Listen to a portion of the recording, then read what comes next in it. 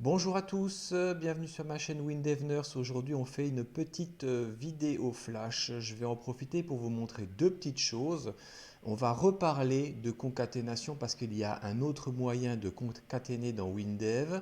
Et puis, on va aussi parler de la fonction saisie qui va vous permettre de demander à l'utilisateur de rentrer une information pour pouvoir la réutiliser. Alors, on y va, on est parti. On est dans notre petit projet donc WinDev Nurse Tutoriel. J'ai repris ma fenêtre concaténation avec le bouton. On appuie sur F2, on arrive dans le code. Et puis là, en fait, qu'est-ce qu'il va se passer? Qu'est-ce qu'on va essayer de faire?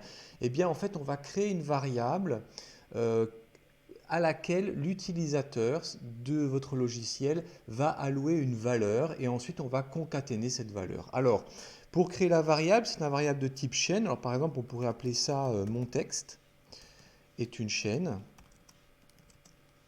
Ça, vous connaissez. Et puis, pour allouer en fait cette variable, pour allouer cette valeur, allouer une valeur par l'utilisateur, hop, on va utiliser la fonction saisie. Alors, je commence à taper saisie. Vous voyez qu'il me le propose et là, il me dit quelle est la question. Alors, la question, ça va être quel est votre nom, par exemple.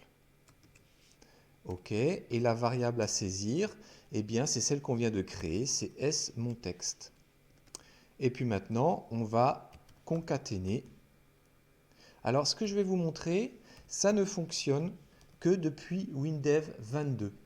On va en fait concaténer directement une variable dans le texte. Je vais vous montrer ça. Donc concaténer la variable et je vous mets bien en fait entre parenthèses depuis WinDev 22. Alors on va faire ça dans une info box, donc info, pardon, entre parenthèses et là je mets mon texte. Alors regardez bien ce que je tape. Je vais taper bienvenue.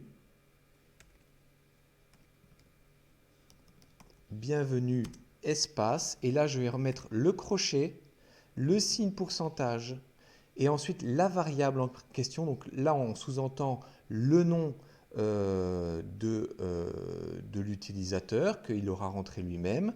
Donc c'est S mon texte. Voilà, il me le propose. Je ferme ça par pourcentage et crochet. Et vous voyez que je peux continuer en fait bienvenue, virgule, sur mon cours de programmation. Voilà, point d'exclamation.